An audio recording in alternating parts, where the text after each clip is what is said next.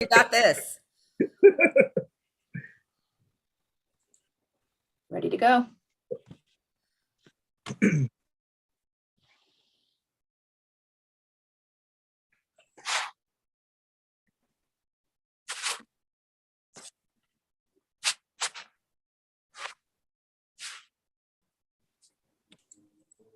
You're ready when you are, Chair. Very good. Hello, everybody. Excuse me. I guess we will call this to order. During this declared state of emergency, the meeting will be conducted in accordance with the California Government Code 54953E as authorized by a resolution of the City Council. Please contact city.clerk@mountainview.gov to obtain a copy of the applicable resolution. All members of the Public Safety Advisory Board will participate in the meeting by video conference with no physical meeting location. Excuse me. Members of the public wishing only to observe the live meeting and not make comments may do so on YouTube at youtube.com/mountainviewgov. As noted on the meeting agenda, members of the public may provide oral public comments online during the public comment period for an item by joining this webinar using the link https://mountainview.gov/meeting and entering webinar ID 890-0345-4888, or by phone by dialing 669-900-9128 and entering webinar ID 890-0345-4888. Any emails received by 4:30 p.m. today were forwarded to the Psab. Emails received after 4:30 p.m. will not be read during the meeting, but will be entered into the record for the meeting. And with that, Ms. Ramberg, would you like to take roll? Yes. Chair Frank. Present. Vice Chair Wang. Present. Member Brodowski. Present. Member Ayer. Present. Member Langton. Present. Very good.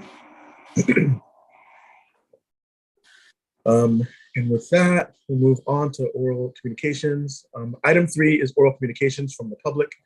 This portion of the meeting is reserved for persons wishing to address the advisory board on any matter not on the agenda. Speakers are allowed to speak on any topic for up to 3 minutes. During this section, state law prohibits the Psab from acting on non-agendized items. Would any member of the public like to provide comment on an item that is not on the agenda? If so, please click the raise hand button in Zoom or press 9 on your phone.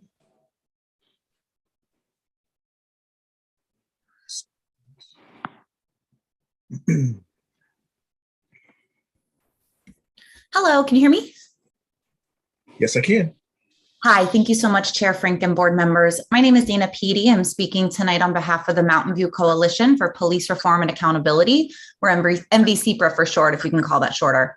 We're a group of Mountain View community members who care deeply about the public safety and well-being of our city, and we have one thing we wanted to raise at this time. We know that it's really important to prepare for these meetings in order to contribute thoughtfully, and yet that's really difficult for both members of the public and even for Psab members to do when we don't know what's on the agenda until 2 or 3 days in advance when the official agenda is published. City Council and BPAC both have a document called a tentative future items list that allows everybody to anticipate what's coming in the next several months and do that important research in advance. The document is not binding, so staff and leadership can still make necessary adjustments until the agenda is published, but it gives everybody a really important heads up about what to look into in advance of the meeting. I hope you'll consider this as an important way to advance the work of Psab in a thoughtful and transparent way. Thank you. Thank you, Dana. And next is Tim.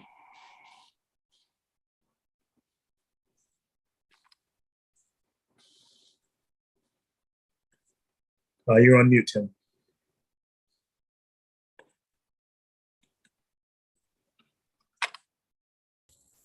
Hi, all. Can you hear me now? Yes, sir. Sorry about that. No little freeze up on my end. Hi, Tim, he, him pronouns.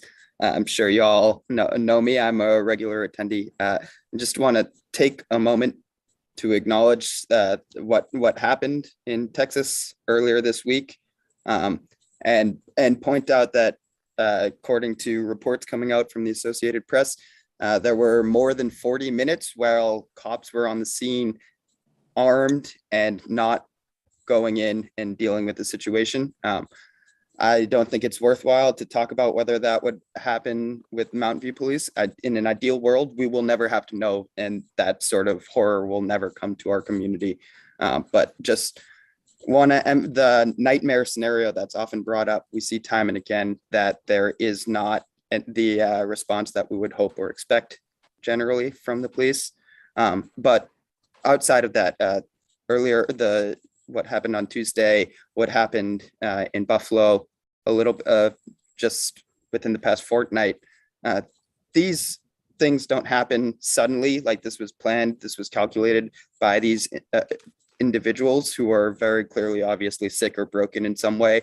And I just wonder how many upstream points there were for intervention that we as society missed before we came to the point where there was this crisis. And thinking about what public safety really looks like, how we can build structures where no one ever reaches the point where they would do something so horrific, rather than thinking of how we would try to respond in that situation.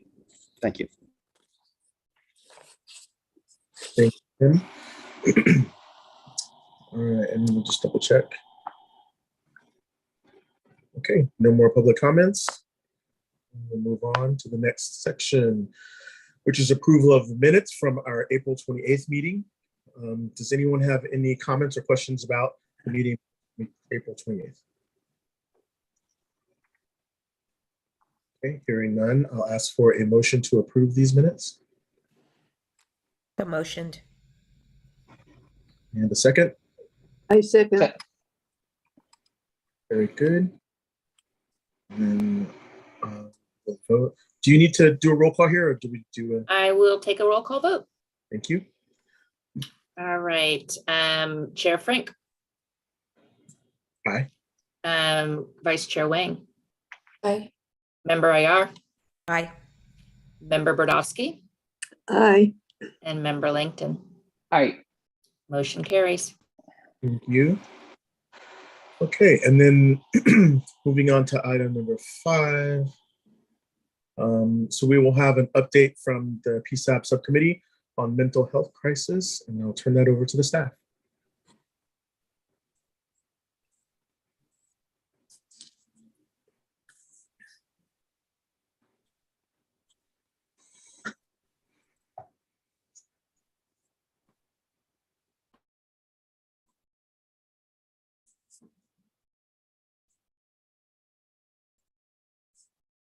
Sorry about that. Let me try again.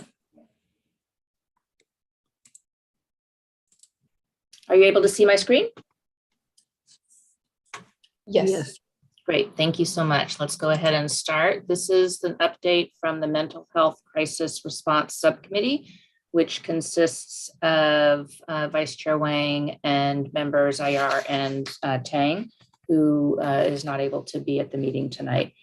And we got established, that group got established as a subcommittee at the meeting in February, and in the 3 months since then has met 3 times, and is working on the purpose of helping to inform and raise awareness about some of the resources for crisis response that are being planned to focus on North County and Mountain View in particular. Those are the TRUST program and the MCRT program, which we've talked about before in several meetings, as well as the police department's behavioral services unit. And just a summary or recap of that timeline, we're currently gathering information about what are the needs and resources in Mountain View for mental health crisis. And we are going to use that information to compile an informal community profile that we can share with Santa Clara County Behavioral Health so that they know our community a bit better than maybe they do, since their focus has not historically been in North County. and that we also will follow that up with gathering information or providing information to them about how they can promote these programs so that there's broad awareness of them, and also be a conduit to seek community feedback about the programs once they are up and running in Mountain View.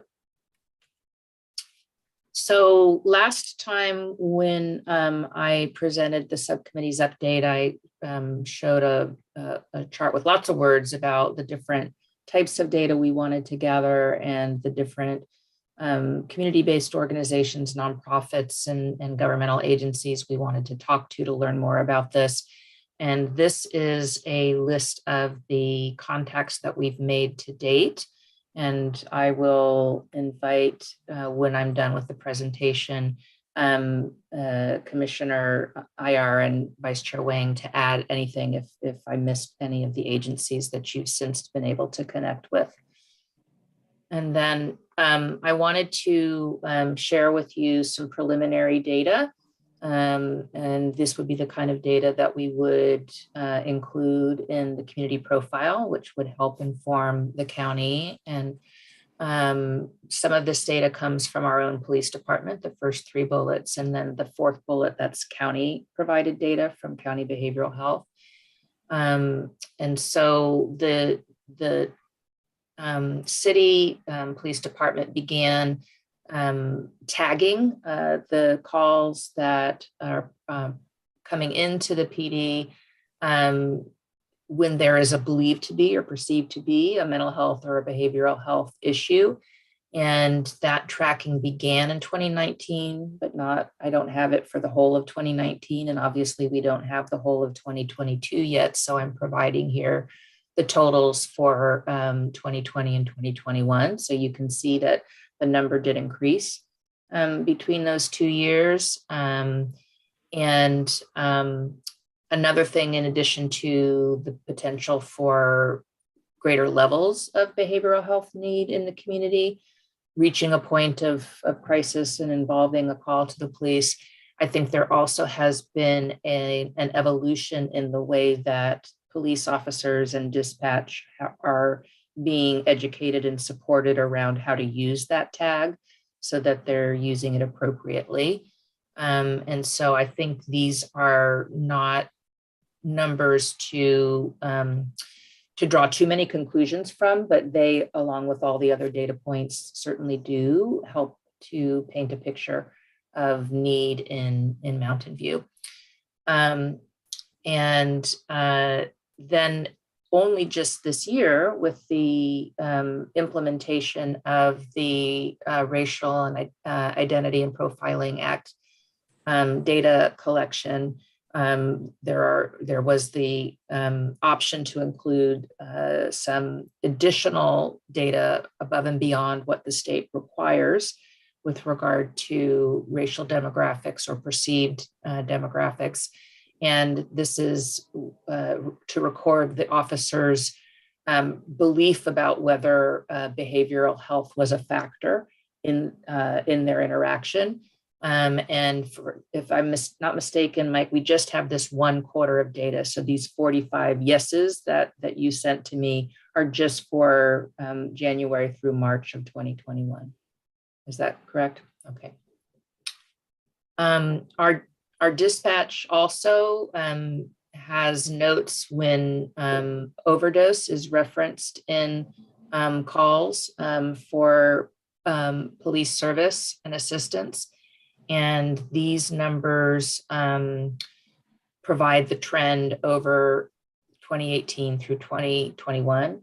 Committee members, you saw a different set of numbers that looked larger and less comparable across years, and that was because of a data error, where basically the two, the bullet that I first went over and these numbers were added together. And so that's why those other numbers look so curious to us. and this is how they look to us now, which was comforting because they looked rather large and increasing.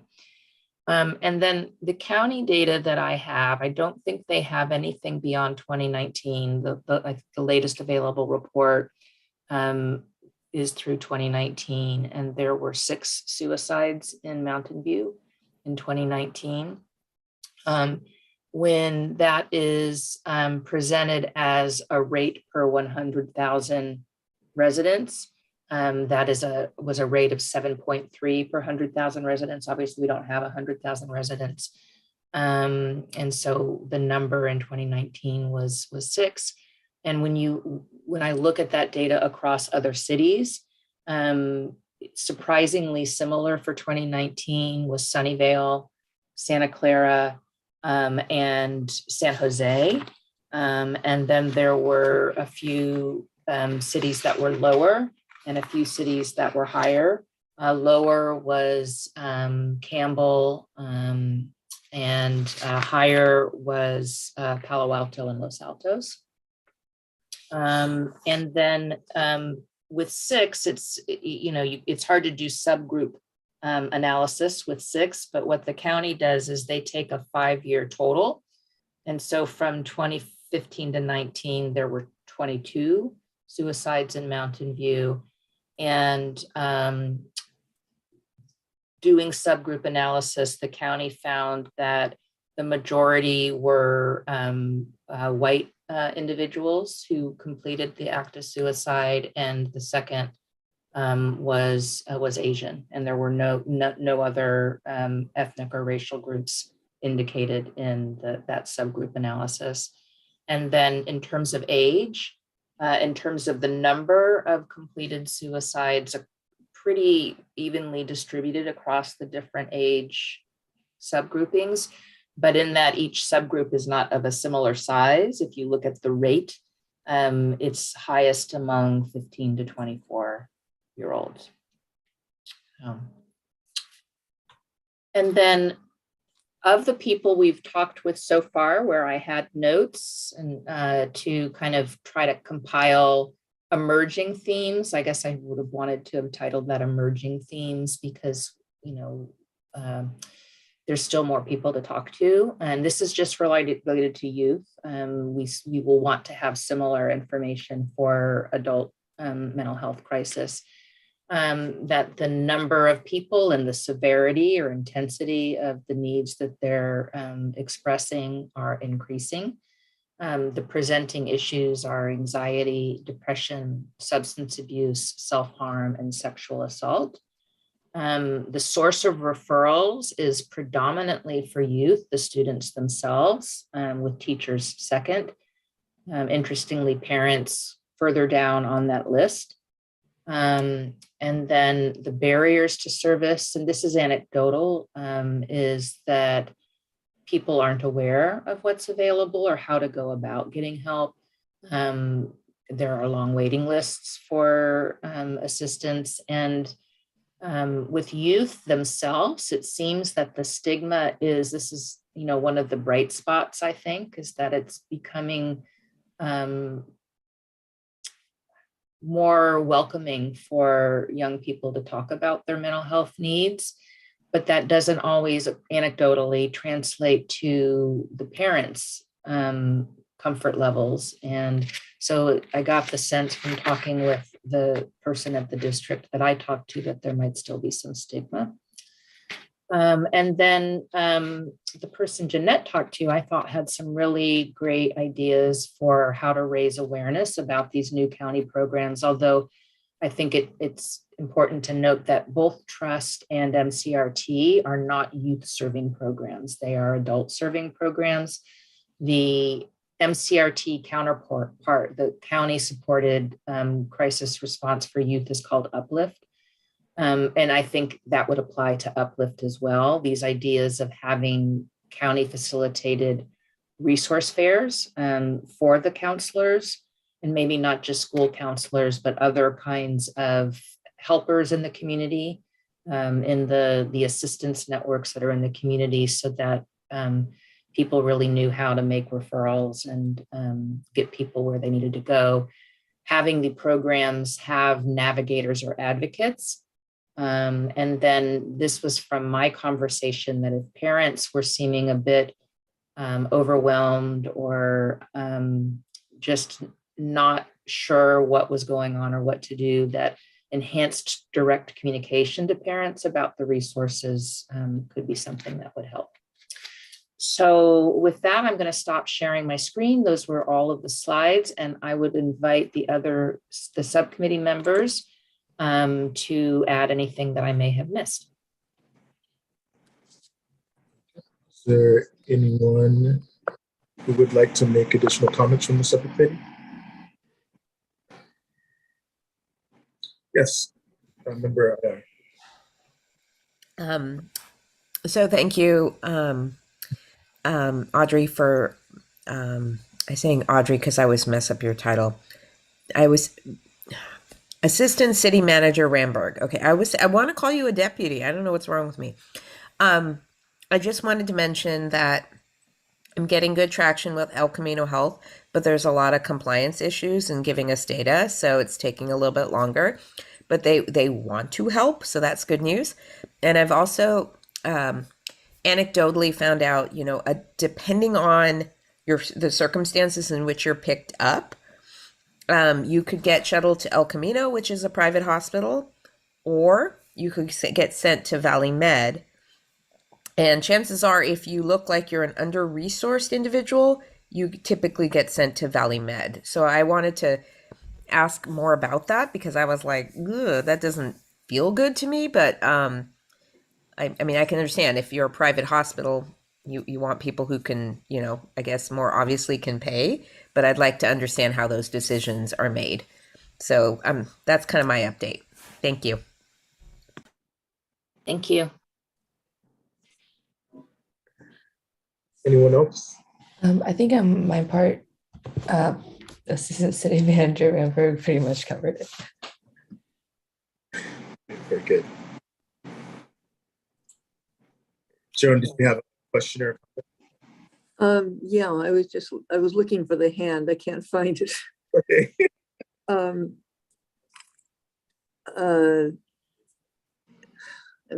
now I'm trying to remember what I was going to ask.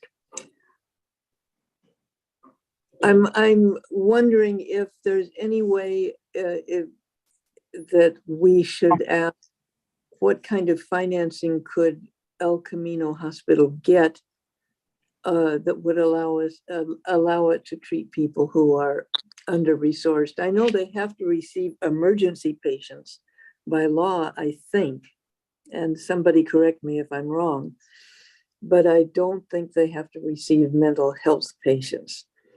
And I don't even know if they have a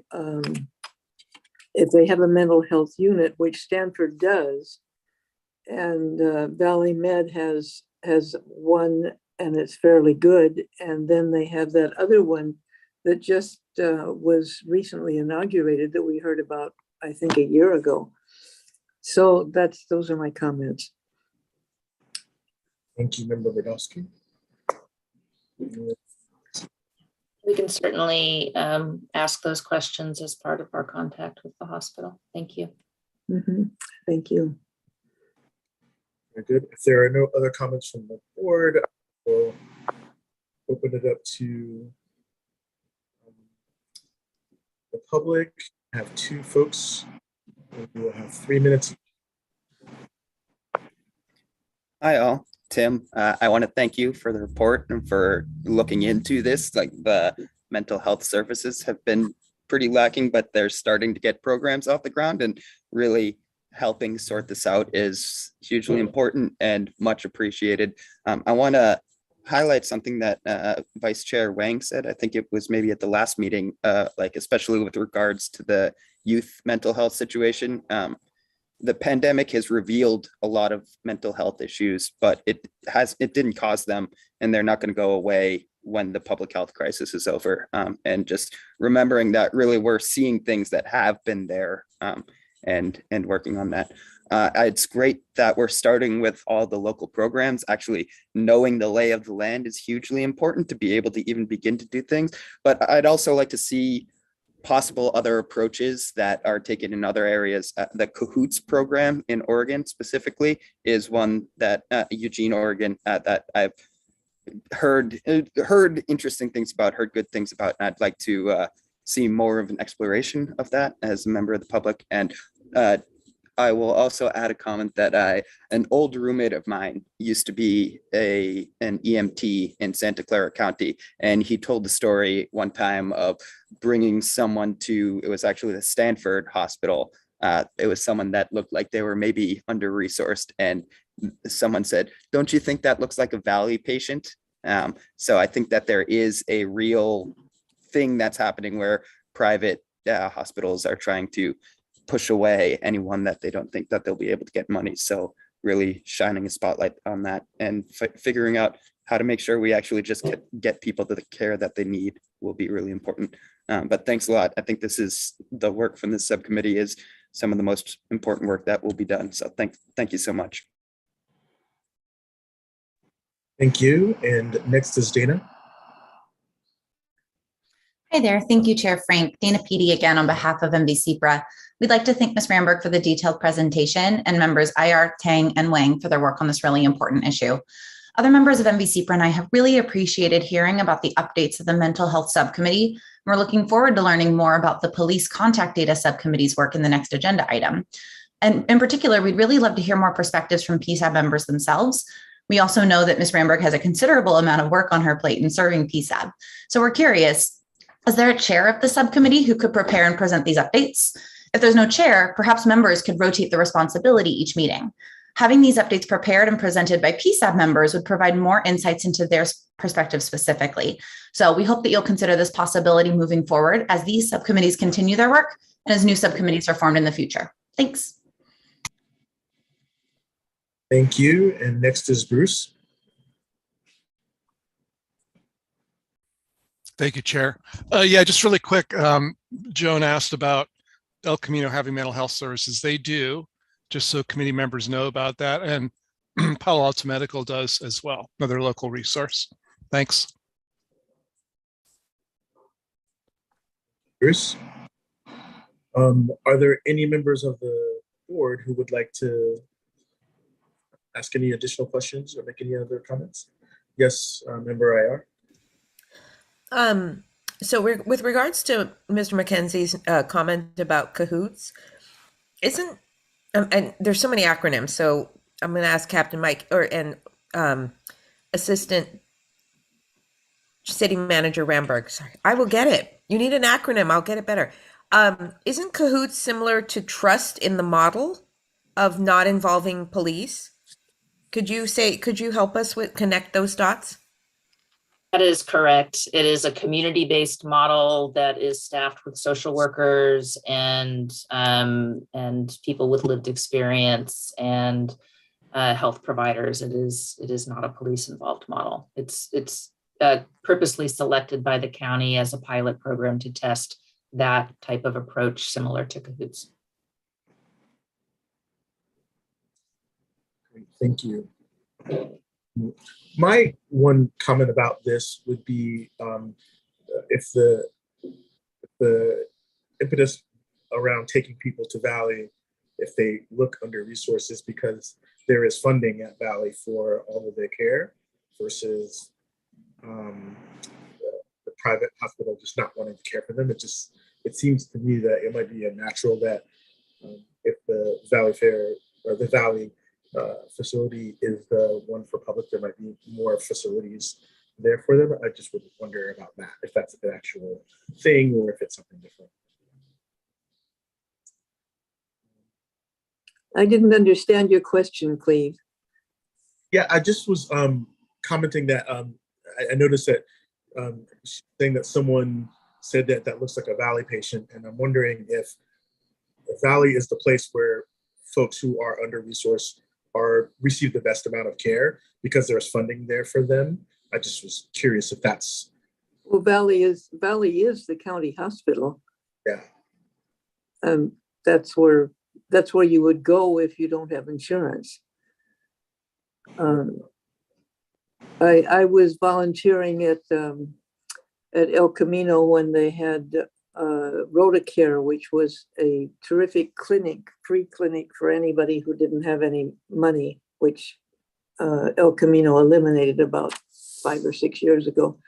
But at that time, we could send all of the surgical patients to Valley Med, and we could manage to get them through a little faster than they would if they just went in cold. Not always, but frequently.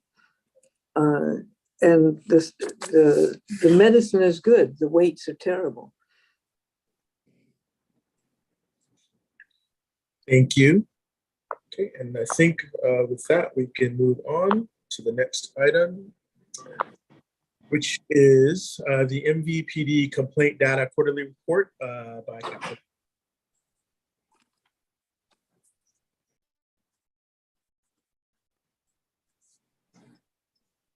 Is it complaint data or is it the subcommittee update? I just want to make sure I open the right PowerPoint. I'm sorry, I am wrong. It is the subcommittee on police contact data. My bad. No problem at all. Just making sure. Point 2.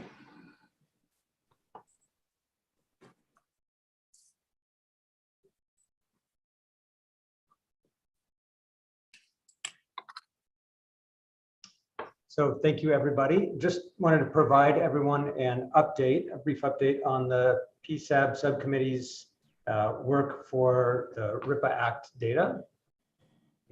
Just quickly, we'll give a quick background, the scope of the subcommittee, as well as an update, and then focus on the next steps moving forward. And as the board remembers, the racial stop data was presented by research fellow Stevenson both in June and August of 2021, and that was pre-RIPA. So that was the data that we've been collecting for years that he examined. And part of that analysis was a recommendation for further analysis to review that RIPA data that was going to be coming in this year. That was added to your recommended work plan that was adopted by council in September of last year. And then starting in February of this year, we both had a presentation on a recommendation for the subcommittee, as well as on an overview of what the RIPA Act is. The purpose of our subcommittee and the scope was to help identify opportunities to engage the public and provide input on the analysis of the RIPA data, with a focus on gaining an understanding both at how an operator or an officer might enter in the RIPA data, how a sergeant would review that data, and then the job of an analyst in submitting that data and ensuring that it's accurate and providing it to the Department of Justice. Additionally, the subcommittee is to focus on reviewing the actual existing data, which now that we've gotten one full quarter submitted, we have, and explore ways to make that data open and available to the public, and to advise the police department on ways to partnership with the community to determine additional data sharing that may be useful in the future. And just as a background, because there's certain data we submit to the Department of Justice, and there's other data that they didn't ask us to collect that we still collect. So we have data that, although we share our main RIPA, our required RIPA data, we have our own data internally that there is, a need for a mechanism to share. The approach and timeline. Right now, we are gathering information both about the RIPA process and the RIPA data, including, like I mentioned, what our line level officers use, how our sergeants review and audit, and how our analyst examines that data. And I estimate that will be done by the end of summer of this year. Next is to engage with community and solicit feedback for that RIPA data and the transparency of our RIPA process. And that should be completed by fall of this year. And then finally will be to recommend to the Psab a kind of a practical approach and recommendations for RIPA data management, if you will. And that should be done by winter. The status of the work to date. So we've formed the subcommittee, as I mentioned, in February. And since then, we've had 3 meetings, March, April, and May. March was a general kind of overview of what the work plan expectations were of the subcommittee. April, we met with Sergeant Atkins from our Professional Standards Unit, who gave us an overview of RIPA submission and the RIPA Act as a whole. And in May, we were lucky enough to have a meeting with Alex Stevenson, our research fellow. So far, they've gained an understanding of the RIPA requirements and process, and have begun to examine that data submission. The next steps will be to set up a shared drive to coordinate the subcommittee's work, identify community members, start to identify who it is that we would like to talk to, determine what those questions are, and then conduct those conversations to further the recommendation of creating transparency and accessibility of this data to our community. Obviously, we'll continue to review that data and then make that recommendation on RIPA data practices to the Psab to adopt.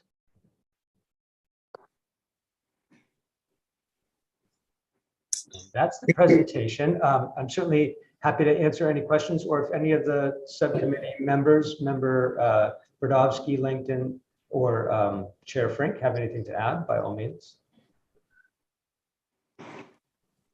Have anything that they add to that? It was sufficient for me. Yeah, I would, I do have a question, and it's been bugging me for a while. When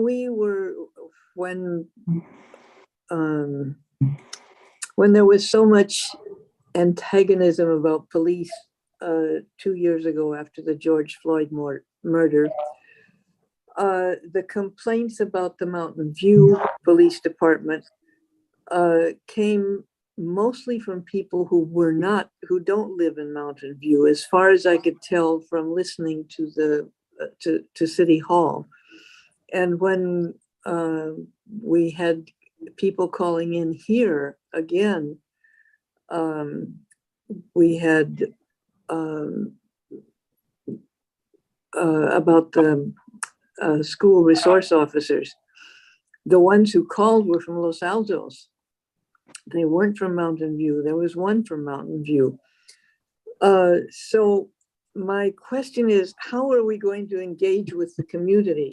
And I would like to just put forth one possibility. Yeah, we can open meetings and publicize them, but are we going to get to the people who might really have concerns about the police?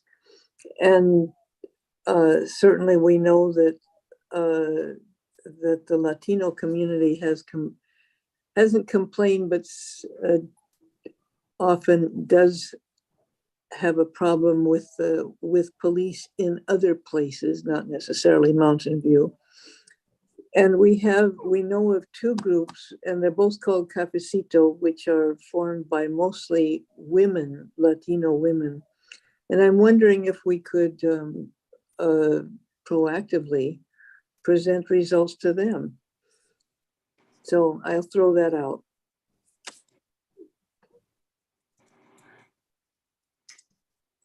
Thank So you. I think that would absolutely be something that the subcommittee could add to a list of contacts, and we do have close connections with both Cafecitos, so I think that is not a hard connection to establish. And Do we have any other groups who were conscious of, who have voiced difficulties with Mountain View Police? And one of them offhand I can think of, and this was about 2 or 3 years ago, were the people who were living in SUVs. And that's more than 2 or 3 years ago. It was about 4 years ago that I heard a couple of people who lived in SUVs saying that they were harassed by Mountain View Police. I haven't heard it recently.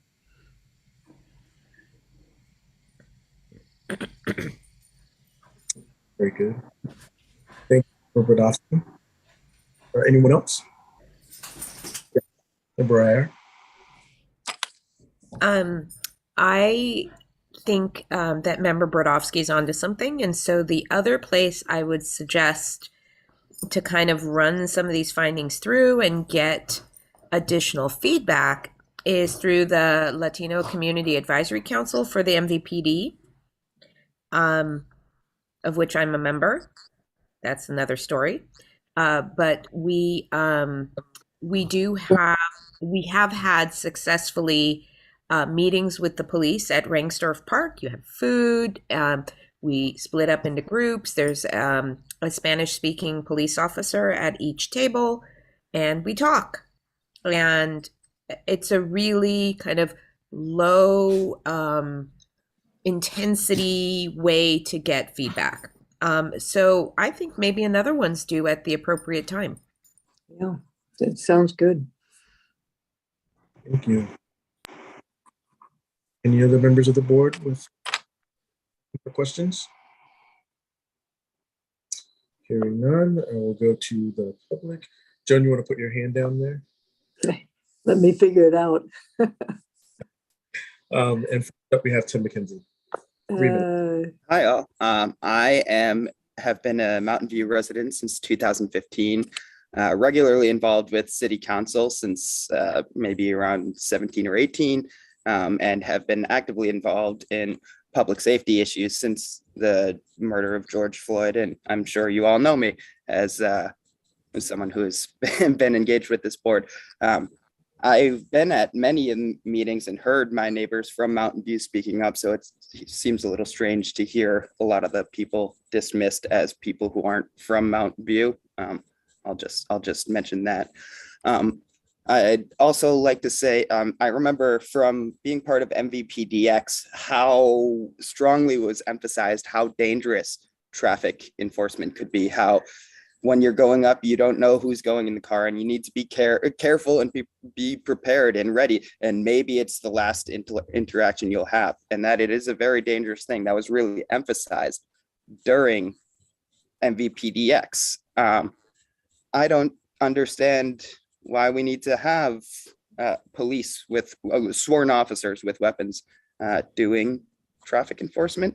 I, as a resident of Mountain View who is actively engaged on this issue, one thing that I think that I would like to see some looking into, and this subcommittee seems like a great place to do so, would be depolicing traffic enforcement. I know the city of Berkeley has worked towards that, so I'd like to at least sort of understand what the landscape looks like, understand that just as a topic, as a concerned resident of the city who has strong interest in these issues. So depolicing traffic enforcement, something that I'd like to see looked into. Thank you. Okay. Next, I believe we have Dana. Thank you, Chair Frank. Thank you, Captain Canfield, for your presentation. First, I just want to make it clear for the record that our suggestion in the previous item about the mental health subcommittee being reported back directly by Psab members applies to this subcommittee as well. So I just wanted to make sure that was clear. Secondly, I want to agree with Tim and challenge the notion that criticism came from non-Mountain View residents. I think that I heard from a lot of Mountain View neighbors in and since June of 2020. And I think it's really dangerous to dismiss this as not our problem. I think it's important to take a local look at what MVPD is doing and what San Jose PD is doing and what Los Altos PD is doing, and take that lens of analysis, sure. But I think something really dangerous happens when we dismiss this as categorically not a problem here, because as soon as we dismiss it as categorically not a problem, we've got a blind spot and we ignore the issue that could be present, and we let our guards down to problems that could arise if we stop paying attention or if we treat it as not our problem. When there are systemic issues and local municipalities, and I'm speaking beyond public safety here, but I see a general pattern in local government where everyone will acknowledge there's a problem across the state or across the country, but every local municipality says it doesn't happen within our borders. And when every single city says it's everywhere, but it's not in our city, nothing gets done. So I just want to reject that premise. And I really hope that you will continue a high level of scrutiny and take this seriously, because I've seen that from Captain Canfield in the past of acknowledging we want to be the best. And if this problem exists, we want to eradicate any problems that we have. And I think that starts with acknowledging our own weaknesses and looking for them actively rather than assuming we don't have any. So thanks for that.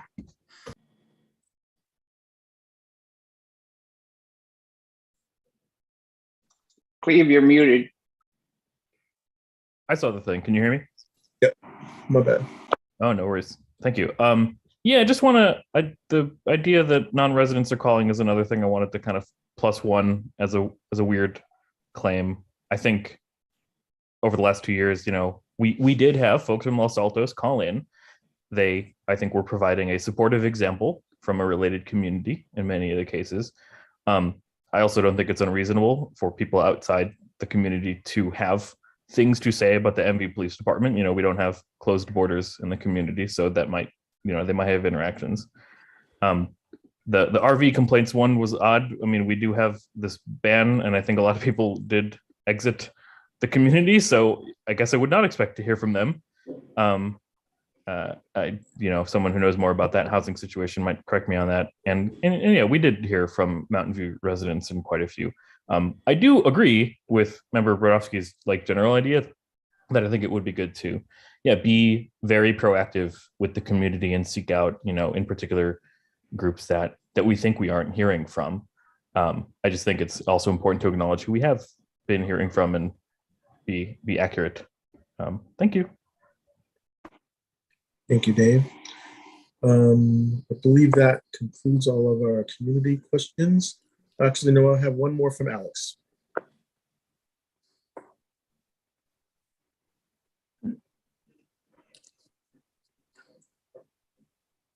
Go ahead, Alex. Yes. Hey, I'm a resident. Hi, Joan. Hi. I comment somewhat frequently, both in the meetings and outside the meetings. Hi.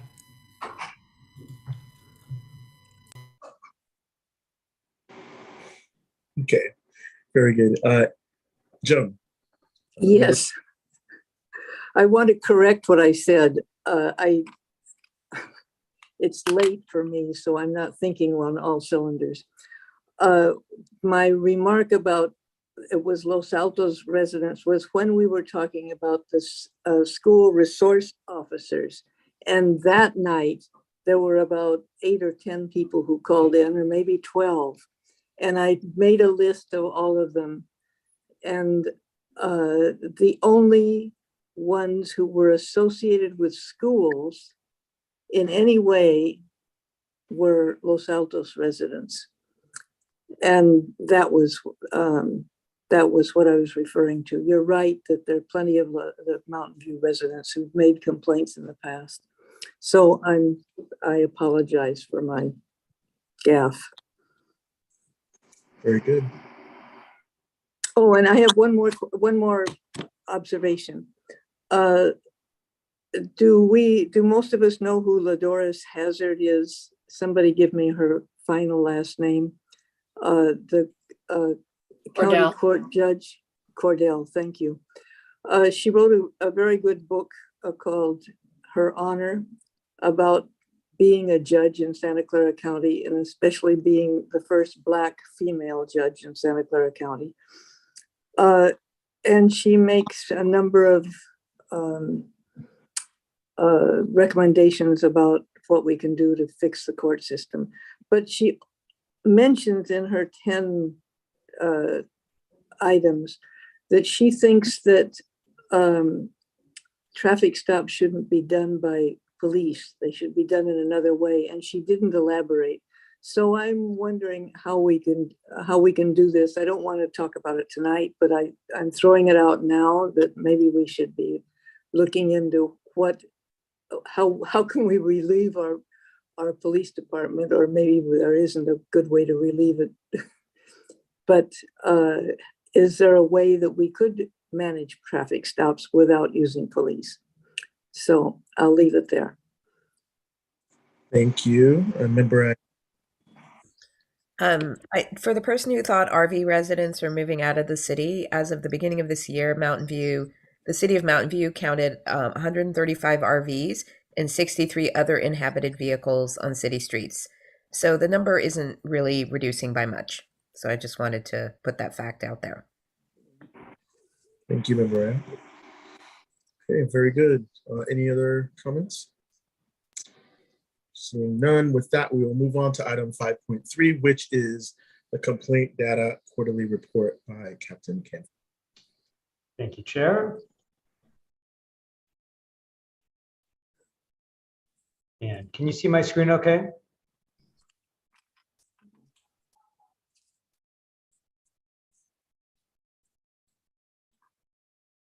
Okay. Well, that's the final slide, so forgive me. Okay. So this is quarter one of our complaint data for the year. As a reminder, we've provided two previous complaint updates for Q3 and Q4 of last year. This data is part of our work plan, so we will continue to provide it quarterly. And I think one of the benefits of that continuous presentation is that it does allow for some comparison over time. As a review, there will be a fair amount of review if you guys remember the previous presentations, just because I want to go over the process and what the data sets mean. But this data is provided by Sergeant Matt Atkins of our Professional Standards Unit, which is it's both our IA unit as well as our unit that tracks accolades and accommodations of our officers. The matters at hand are potentially, they really are all personnel matters. So that does require us to be sensitive about them and to anonymize them where appropriate and required. So with that out of the way, I just want to talk real quickly about the data sets. And let me move my screen so I can see you guys if you have any questions. But in these data sets, I know I've spoken about them in the past, so I'll try to go fairly quickly over them, but if you have any questions, by all means, either interrupt me or we can circle back to them. But as a reminder, we track not only internal affairs investigations, but also miscellaneous incidents that we feel are relevant and need to be tracked for the future. So we don't only have IA numbers, but we also have what we call MI numbers. It just allows us to have a mechanism for retention. We are recording and providing information about whether these complaints are generated internally or externally. We do have a red flag requirement as part of our policy, and that red flag requirement would require our officers to report inappropriate behavior. However, I think when we see most of our internally generated complaints, they're probably from review of officer worn camera or looking at a report or officer worn camera not being turned on and that being identified by a sergeant. So that would also be something that's internal. It doesn't mean that it rose to the level of an officer stepping forward and reporting significant concerns, that type of thing. The employees classification, we're separating so you know if we're speaking about our sworn officers or our professional staff. Essentially, our sworn officers are armed and our professional staff are not. It could be a dispatcher, a community service officer, or someone, a records counter would be the most likely people that would have community-facing connection. And it's the nature of the complaints. We have broken this down to the best sections that we can find to be kind of the most comprehensive, but not too in the weeds. So we have vehicle operations, law violations, general policy violations, rude and discourteous behavior, excessive or unreasonable force. That was an addition from Senate Bill 16 as we added in unreasonable, racial bias and discrimination. And then if there's something that just doesn't quite fit, often it may be an MI, we can classify that as an other. Obviously, police reports, people may be concerned about filing a complaint and a fear of some kind of reprisal, and they may wish to be anonymous. So we just denote for you to see if the reporting parties are requesting to be anonymous or not. It seems like for the most part, they have not requested that as we've gone through these over the past, but we'll continue to provide that unless there's some request for us to adjust it. And then next is the formal complaint requested. And that's kind of similar. It gives you the insight into the complainant's mindset and what it is that they were looking for, if they wanted the issue addressed informally, or if it was something that needed to be addressed or requested to be addressed formally. And then, of course, the disposition of the internal affairs investigation. You'll note there are kind of four main dispositions: unfounded, not sustained, exonerated, sustained. And we have pending on here because internal affairs investigations stretch out longer than quarters, and they certainly, much like our city, they don't just, our residents around our city, they don't stop just at the border. So something may carry over from Q4 into Q1, et cetera. In general, an IA, an internal affairs investigation, has to be concluded within a year. However, there are exceptions to that, which there may be required to go longer. The finding of no finding, or the disposition of no finding, has been removed from this category. It is no longer in our policy to allow for a complaint to not have a finding. In the past, if we were unable to contact a complainant, we might have to make the decision that we didn't have enough information to come to a decision, so we would call it a no finding. However, the state as a whole has recommended or has removed for major investigations that no finding clause because they were concerned about officers moving from departments without sustained IAs, is my understanding, but they would have a no finding IA. So that is no longer an option for our dispositions. And in response to a previous request from the Psab, we've added in whether these complaints are alleged complaints are major and minor.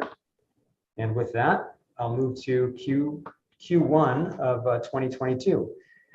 So you'll see there are two complaints. One is an IA and one is a miscellaneous incident. The IA is external for a sworn officer regarding a policy violation. It is not anonymous. It was a formal complaint, and it is pending as a major complaint. And I probably should have touched on this a moment ago, but for the level of complaint, you can think of a major complaint is if it's sustained, it could result in something being taken away from the officer, whether it's a specialty position, time without pay, something along those lines. If it's a minor, generally it's documented in their IA file as well as their evaluation, but it doesn't come with, in and of itself, a removal of pay or position or rank. So with that, sorry, I should have mentioned that on the last slide, but with the, just to review the MI incident that we have for this quarter, it was external from outside the organization regarding sworn personnel, and it was a law allegation or nature. It was not anonymous, it was a formal complaint, and it was not sustained, and it was at the level of minor. And just for contrast, I wanted to show Q4, and forgive the gigantic slide in the middle here, but you'll see there's 6 IAs and 1 MI for Q4 from last quarter or last year, just as a contrast to what we had this year or this quarter. And that's it for our complaint data from this quarter. Let me stop this slide and open it up if there's any questions from the Psab. Thank you. And member IR, you are first up. Thanks, Captain Mike. I have a couple of questions. One is, what exactly is the difference between law and policy in terms of the nature of the complaint? Well, policy could be, although it is in our policy, if you violate a law, that is against our policy. But in general, let's say I would never do this, but let's say I was driving down the street and I threw a coffee cup out my window. That's a law violation of littering. So that could be, and somebody complained about me, then we would take a law violation for a littering section, if that makes sense. Mm-hmm. And policy is?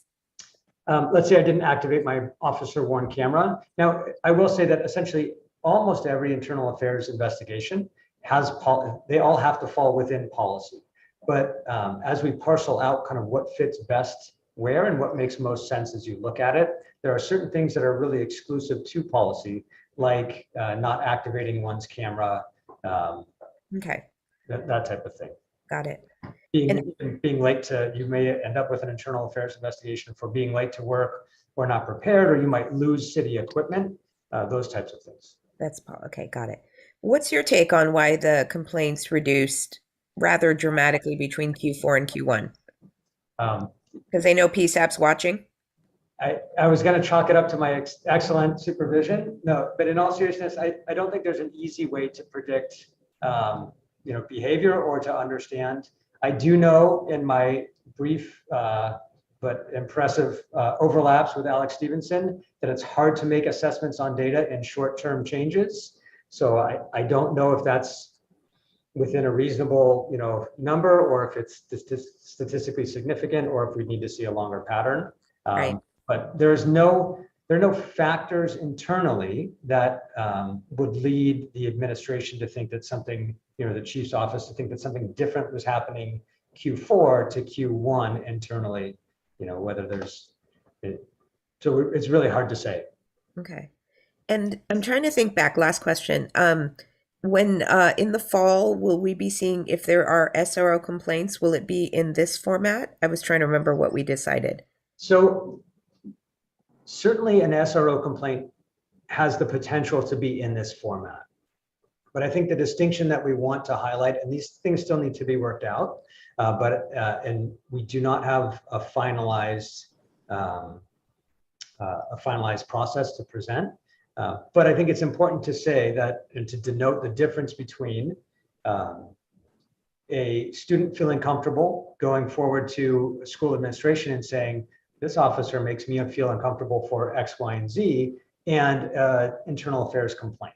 So those may overlap, but they may very well be separate things that need to be measured in separate ways. So we just want to be as professional and kind of thoughtful about how to approach that as possible.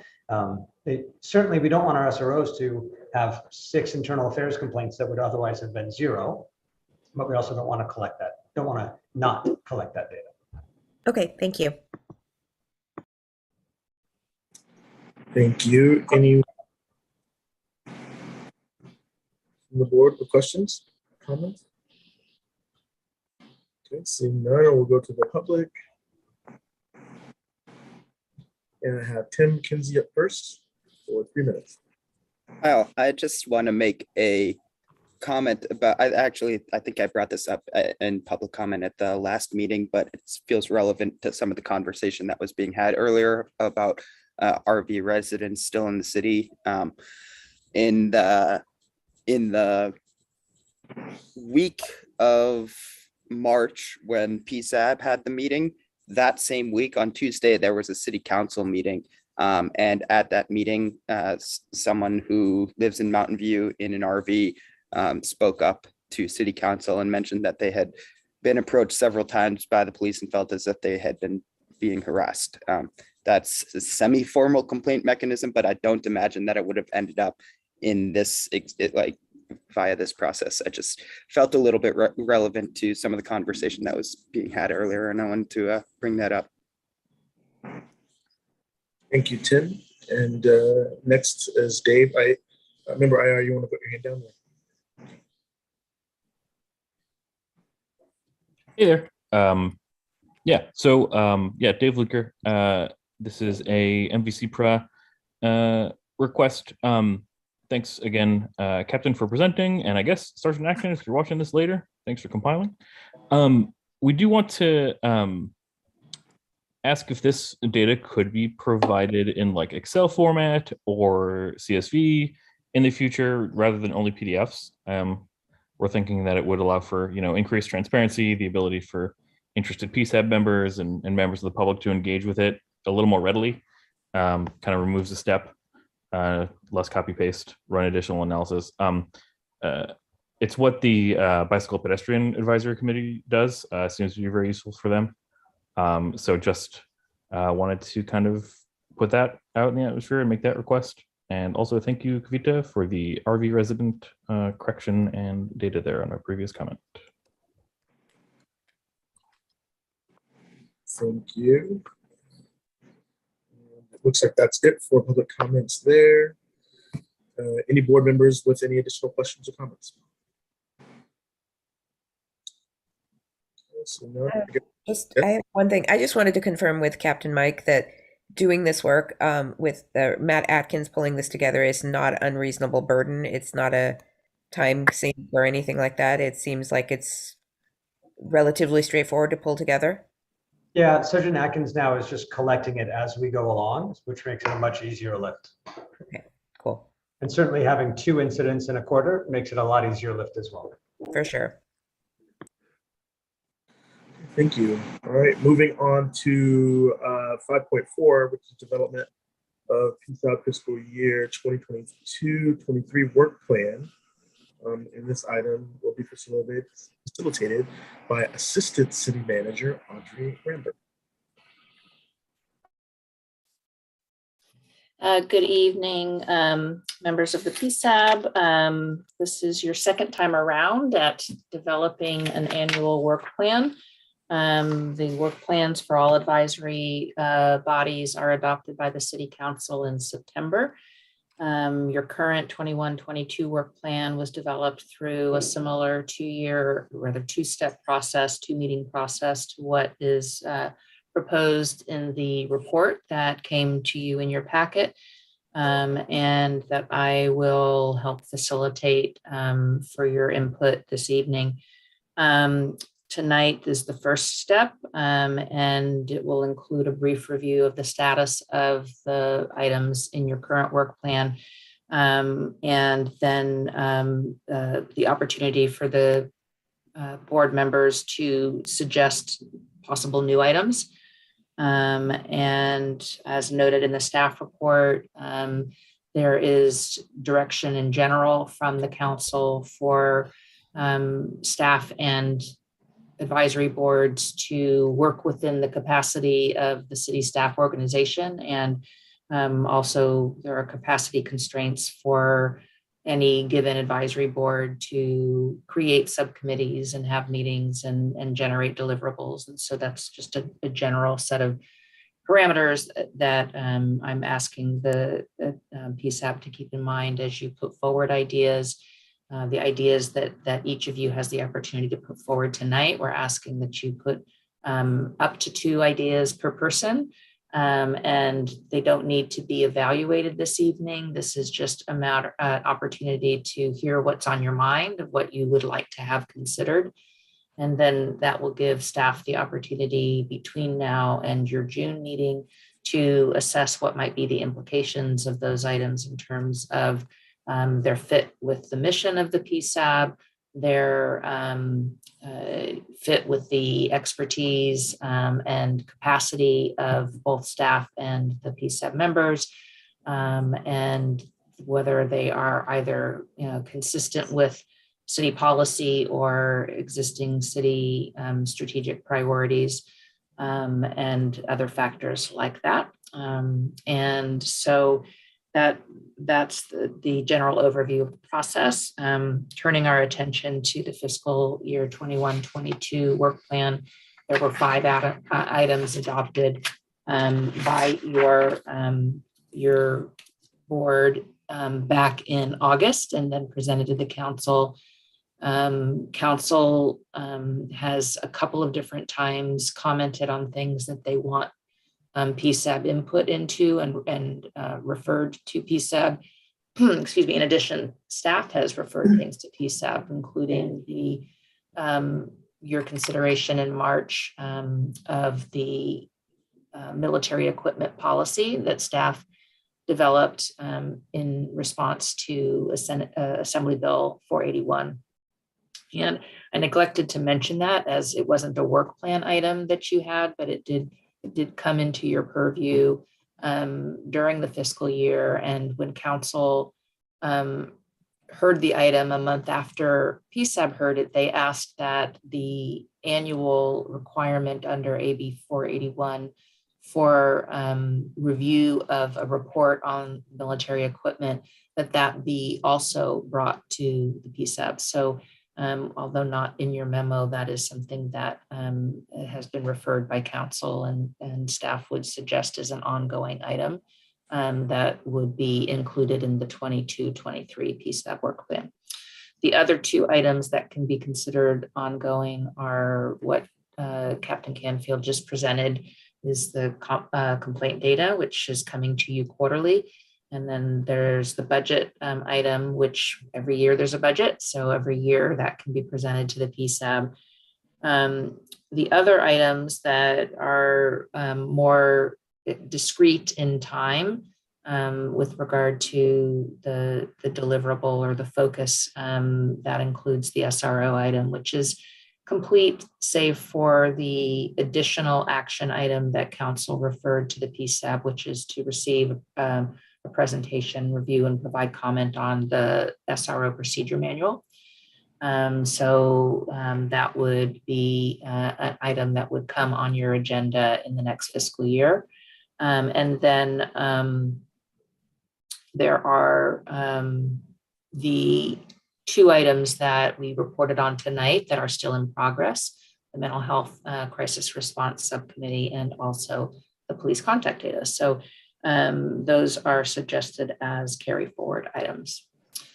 So with that, what the Psab did last year and what other commissions have used is a process that allows each of you to put forward one or two ideas, which for the people present tonight would get us up to potentially 10. A work plan of 10 in addition to the carry forward and ongoing items would not be feasible. So what we would do would be to come back with that staff analysis in June, and you would go through prioritization. There can be some discussion tonight just to clarify what it is that each of you have in mind by what you're raising, and potentially some things people bring up might be similar or the same and can be grouped, but otherwise you wouldn't need to eliminate things or prioritize or do that in tonight's meeting. So we have a way to collect those things on a PowerPoint slide that I will ask Mike to have up and kind of type real time as each of you go around and share your ideas. But I'd like to pause and see if there are any questions about the current work plan or the process that I've just explained. And then I think what I would suggest is that we, well, you may ask questions now about process or the current work plan, that you take public comment prior to you putting forward your individual ideas is my suggested process, so that you have the benefit of hearing from the community members in attendance if they wish to give public comment.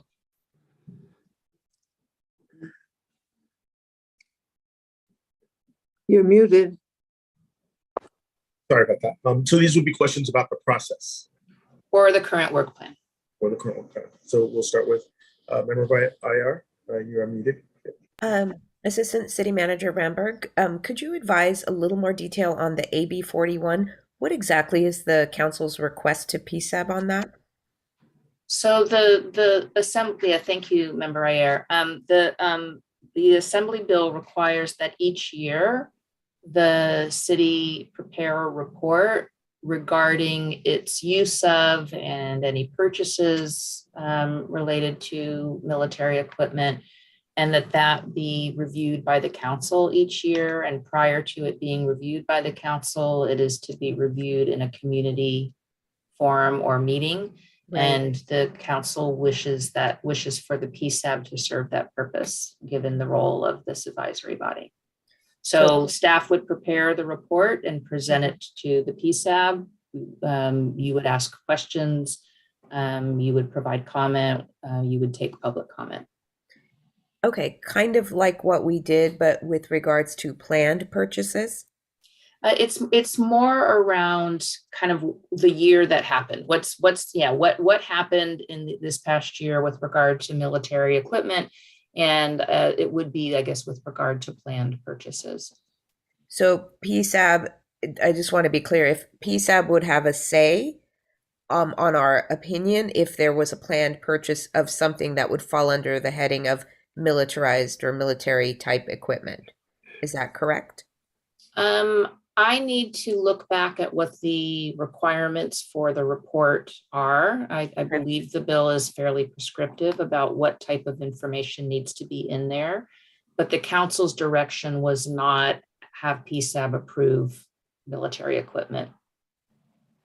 Okay, I'm just wondering what's our purpose of doing it then? If we don't have a, like, why are we doing it then? What do they want from us?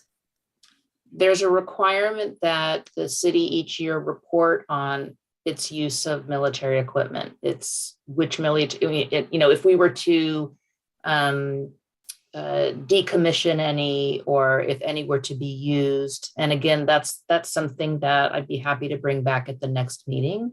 What the bill specifically says needs to be the content of that report. And the content of that report would be then presented to the Psab for you to question and comment on and receive public comment. Okay. I just want to make sure that if it's coming to us, that we have some, skin in the game, right? So if we have comments, that those, it's not just a check mark item, right? If we have comments or concerns, that those actually go forward back to council when they review it. So yes. Okay. Yes, I'm sorry, I missed that as a part of your question, but yes, those would be communicated forward to the council, community comments as well as Psab comments. Super, thank you. And I don't know if it needs to be noted, but member Tang joined us at I think 8:16. We are in item 5.4, which is development of our work plan for the next year. And each of us are able to come up with up to 2 ideas for next year's work plan. And so we have just begun that process of having that discussion. Are there any other board members who have questions about the process? This is not submitting your actual ideas yet. This is just questions about the process. Okay, seeing none, I will go to public comments. And we have Tim for 3 minutes.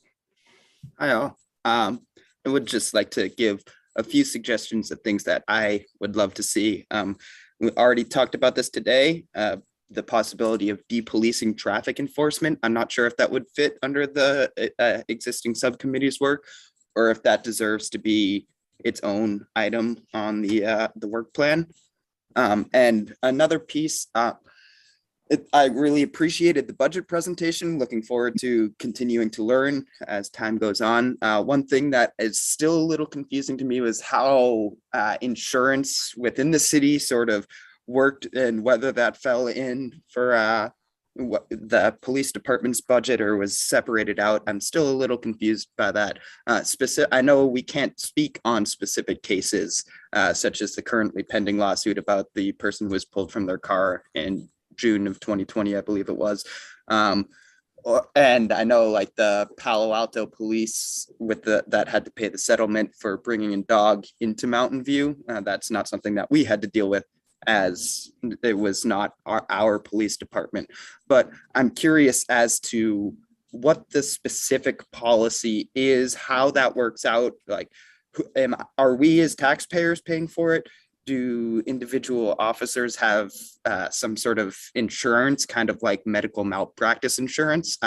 I'm curious as to what that looks like. And I think it's something that has been brought up by some board members before with regards to specific incidents. And it's been made very clear that we can't talk about them, especially while they're ongoing, which makes good sense. But I would like to understand sort of what the insurance process it looks like, how much it costs, and like what goes on if there is an issue.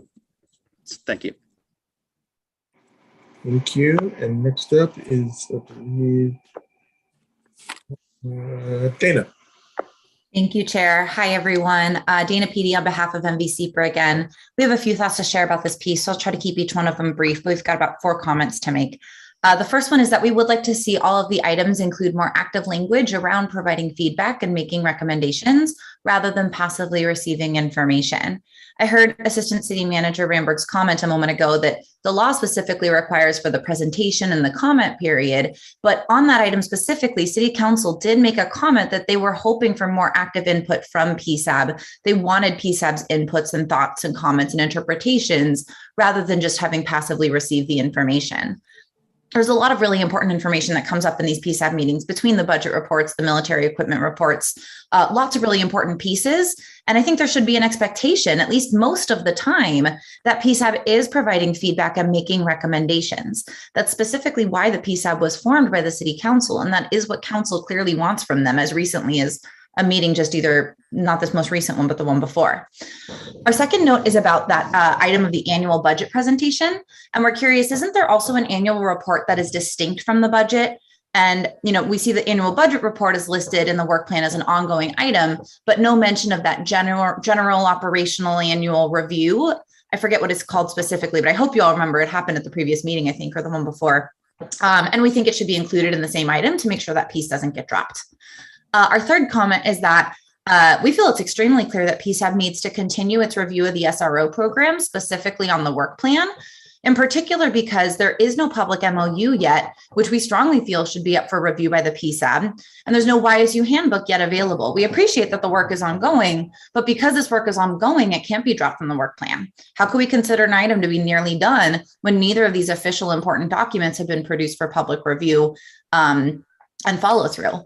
As the work is ongoing, it deserves to be noted specifically on the work plan until Psab members agree that the work on the topic is 100% complete.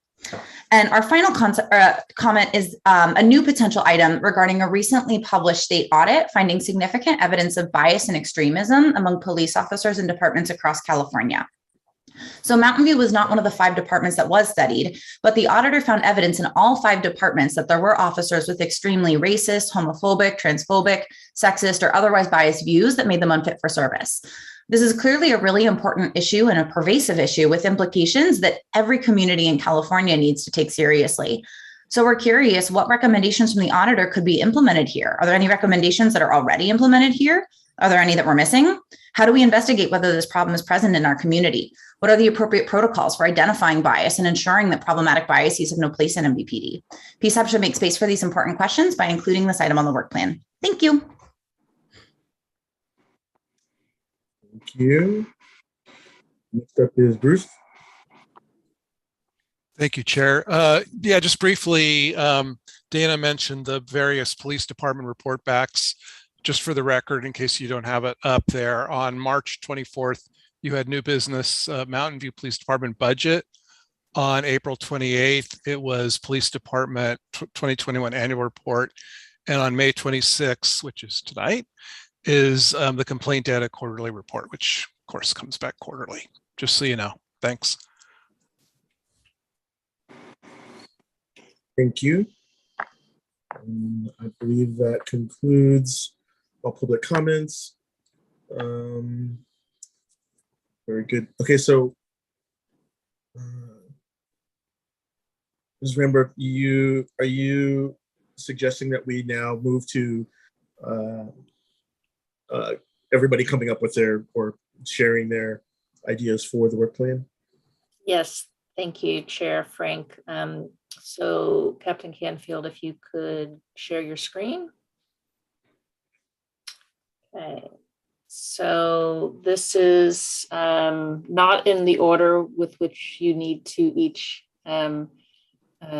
participate, but oops, I don't know what I don't know what we've got there, Mike. We're just seeing your slideshow button. And you're muted still. Hey, at least it's not me. It happens to me all the time.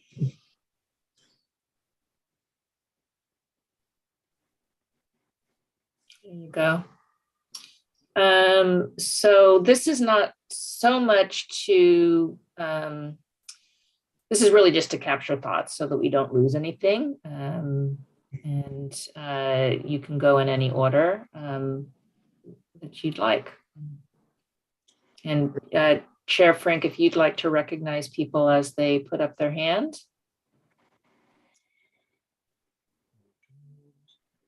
I believe first up is Member Brodowski. Thank you, Cleve. I'm going to propose one item, and that is to look into information on how you could do traffic stops without police.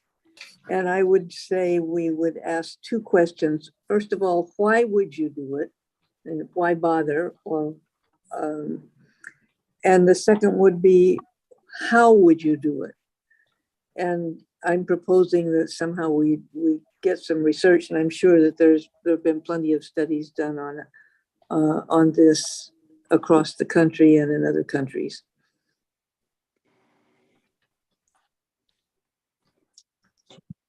Is that it, Member Brodowski? That's it.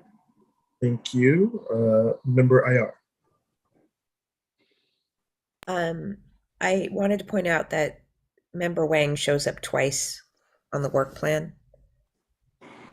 So if you replace the W with a T, we're going to be all good. My two items. One is on the SRO, specifically the YSU procedure manual. I get nervous when I hear that we're going to get a presentation on it. I actually think the manual should be made available in all its glory. And it should be made available with enough time before the start of the school year in the fall that we have an opportunity to review it ourselves. And also, if we choose to, get some of our community input on it to kind of solidify our positions on it. I think that's important. Otherwise, we're going to be here in a year talking about updating it. So we might be anyway, but I want to try to get it as close to, what we're looking for out of the chute. So that's one thing. It might be a finessing of the work plan, but I don't want a presentation on the manual. I want to read the darn thing, and I want enough time to be able to do that. And also solicit input from stakeholders that I have. So that's one thing. The second thing is I'm aware of the New York Times article that Ms. Petey referenced. In fact, I think Captain Mike sent it all to you from me. It was interesting, right? So the auditor has a lot of recommendations for police departments. I view Mountain View as an innovative department. And I'm curious what we might be able to do ahead of being told we need to do it, because it's the right thing to do and because we pride ourselves on being ahead of the game. It might not be looking at the auditor's report. It might be looking at Ash Kalra's assembly bill and looking at that and seeing what we can do already. But part of me would like to get proactive on some things, and that would be one of them that I would be interested in pursuing. Thank you.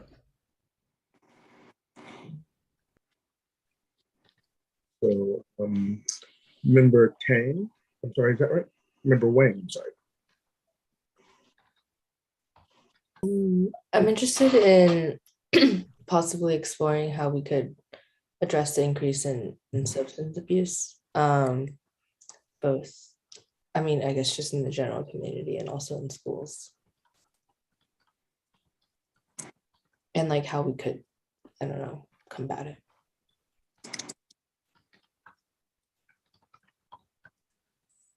Thank you. Anything else? Not at the moment. Understood. Moving on to Member Langton. I just have one topic. I'm not sure if it's maybe Captain Canfield can say some comment if it's relevant. I know a lot of departments are having issues with police recruitment and retention. And there's been some statistics that there's been a 18% increase in resignations, 45% increase in retirements. And I'm just curious, where Mountain View is as far as their staffing. Do they have enough people? How do they seek new recruits? Are people leaving the department? I know that's a problem for other departments. I'm not sure if it's an issue for Mountain View.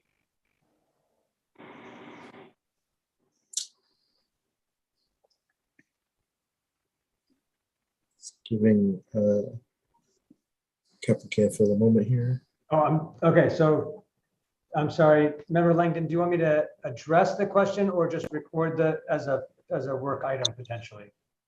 If you say it's not relevant, I could take it off. I just know a lot of departments are having that issue. I'm curious, does Mountain View? Yeah, I think the industry is having the issue of recruiting and retention.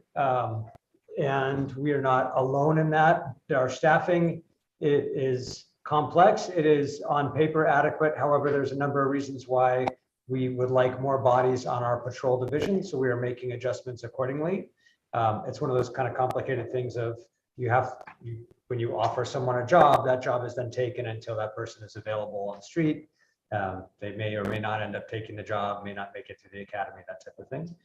So there is some nuance and complexity to it that could be highlighted in greater detail in a staff report. Another aspect that's really significant is that hiring was done in large numbers in a time that kind of correlates to people's retirement age now. So people kind of from my generation tended to be hired in groups of 5 and 6, and now are tending to retire in groups of 5 or 6. So there's a lot of different factors at play, but certainly anybody who tells you that recruitment and retention is not an issue in policing probably does not work in police.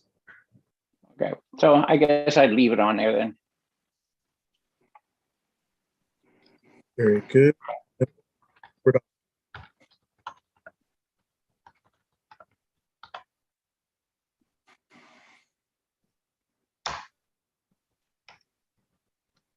Member Verdon, you have another question? Or?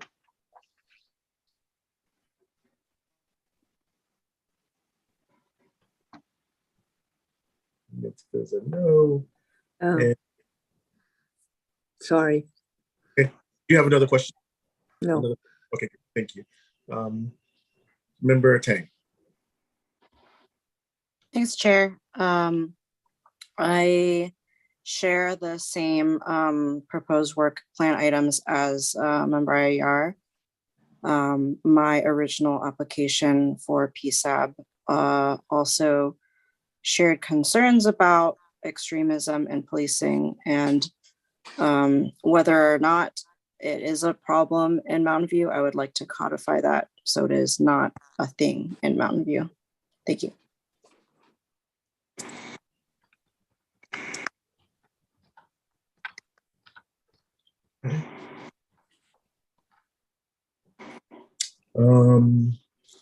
Let's see anyone else ready for the moment. For me, I will say I'm very interested in the mobile dwellers, how we will be working with them going forward, how they receive calls of service in our city, and what enforcement will look like for folks who are, in violation. And essentially, I guess, so want to know what services we may have available for them when they are in violation of whatever the city's policies are.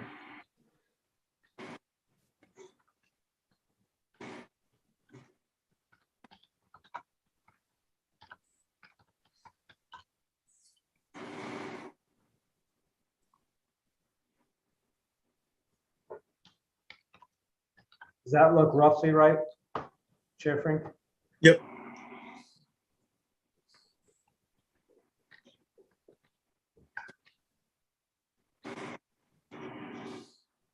If I may, Chair Frank, now would be a time that if anyone needed to ask a clarifying question of a colleague around what they meant by what they put forward. Very good. Before I do that, I have to Member Tang, who may have one more. Yeah, can we add to my first bullet the MOU as well? That was a detail I missed. Very good. The MOU? Or the SRO handbook and the city's agreement with the police department on how SROs will operate in the city.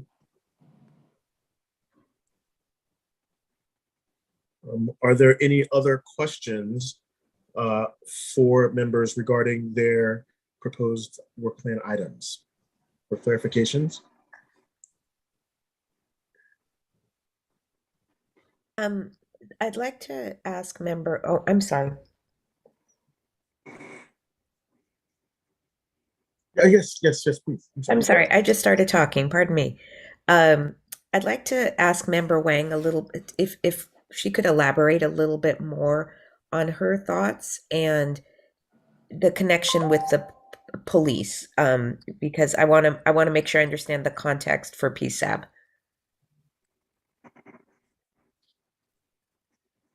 I think in regards to the connection to the police, they likely, because of the way that I guess our system is set up, are likely the people who interact with or respond to those who or know a lot about, I guess I'm trying to find my words, about, I guess, like substance abuse and use of drugs in our community. And I think from the data that we received today as well, referencing overdoses and then just kind of other information that we've learned, that it's kind of becoming even bigger of a problem. So I'm wondering how we can combat that in our community. So through education and things like that, that perhaps the police department could provide, kind of like down that. Yeah, and also kind of, I guess, understanding more about it and kind of where it's coming from and all of that. Okay, thank you. I have one more question. Member Brodowski, I really like your point, and I'm concerned that it might be so broad that somehow it finds a way not to get on the work plan. So I'm wondering if there would be a way to say, maybe there could be a pilot or something, or just scope it such that it might fit on the work plan. It's just the thought for the next time we talk about it. Okay, do you want me to comment? If you'd like to, absolutely. I don't think that we should do a pilot now. I think we should do the desk work to find out who else has done things first. Oh, okay. Why rediscover why rediscover the wheel? I know, I'm with you. Sorry. I think maybe that you misunderstood me. I'm concerned that it's like, if it's like, how does Mountain View do it? It might get misinterpreted. Because clearly I just misinterpreted it. So if it's How would we do it, and So it's why like- would we do it? it's more mean, like desk work. Okay, got it. Okay. Yeah, that's why we need to know if we were to even try to eliminate cops on traffic stops, why? And if the answer is, well, yeah, it's a good idea, then how are we going to do it? Okay. And that's the research we should do. So it's more of a research and seeing what other cities have done, and sort of developing ideas on how it could be done. Okay, That's my proposal. yeah, and it says why and how there, and I kind of took it, I understood it in a different light. Thank you for clarifying. Okay. If I may, member IR, for instance, one of the ways that this works is this is from a story that I heard from another municipality doing it this way. Rather than have police officers stop people, they have cars, they have cameras on cars, all around cars, and those cameras will occasionally, capture traffic violations, and they may just send something out to a motorist saying, "Hey, this happened on this day. Please be aware," or what have you, that kind of thing. There's one of the ideas that has been being worked on or is in action someplace in the country. I'll send out the Berkeley thing if I haven't. I think I sent it to MVPDX. I'll send it out here. I'll send it to Mike to send out. But there's a in-depth about how Berkeley does this, which I think is interesting to read. And maybe Chair Frink, I don't know if that's the model that you're referring to, or the municipality, but yeah, I thought it was super interesting. I just didn't want it to be so broad that it would be like, oh, it doesn't fit on the work plan. I think some work should be done on it. It's unfortunate that I can't put down 3 things, because I would include that as well. Understood.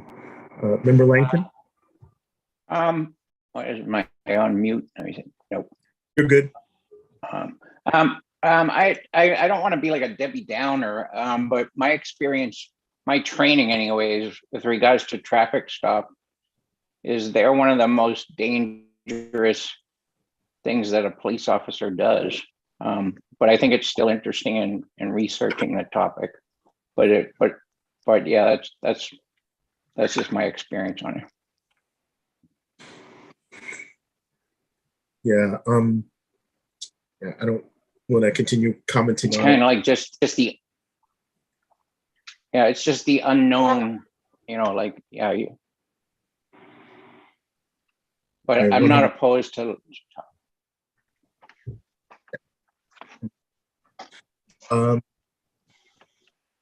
And is there anyone else?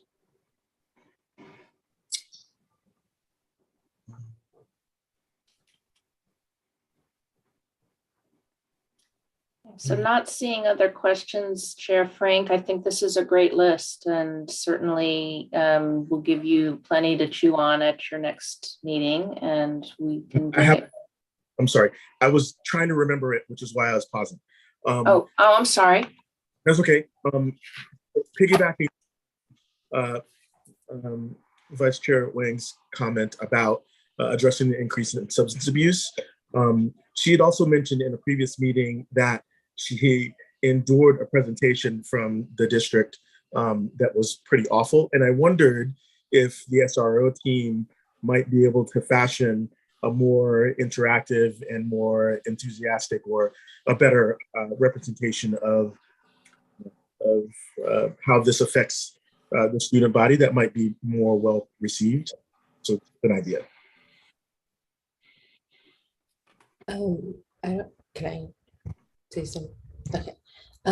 I saw my school email that there is a presentation next Tuesday by the Mountain View SROs on fentanyl. So I think that was pretty cool to see that. Yeah. What they are doing on. I'm just wondering, I guess, like how we can continue that and less so in a you can come on a Tuesday night kind of way. But I think that's definitely a good start. Okay, now, Ms. Renberg, now I'm done. My apologies for stepping in too quickly. So I clearly there are a couple of things that can be grouped and that they were more or less seconded. I think we have what we need to be able to bring back a memo to you for your consideration in June. Very good. Do we get any further comments on these, or are we able to move on? I don't need anything. Great. So no public comment is actually what I'm asking. Oh, I'm sorry. No, you took public comment prior to you putting forward your items. So the public comment has been taken on this item. Very good. All right. And very good. And okay, if that's everybody, then we will move on to item 6, which is Psab staff comments, questions, and any other additional reports or items. Is there anybody who has anything else to announce or mention? Yes, member IR. You're muted still.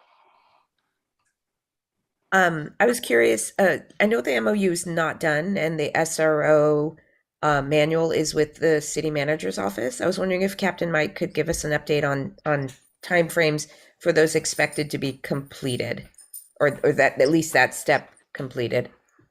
Yeah, I don't have a time frame for the MOU coming back from the city attorney's office, but I'm optimistic that it will be coming back to us shortly.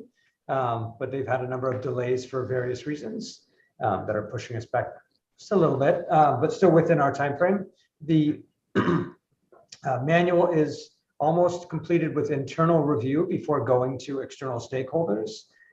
Once it goes to external stakeholders, which I expect will happen hopefully It'll be prepared and ready to go out next week, by the end of next week. Will then be prepared, additions or changes will be made from internal review, and then submitted to our external stakeholder groups for follow-up. So very soon we'll have some movement of our phases for both. Very good. Member Tang. Thanks, Chair.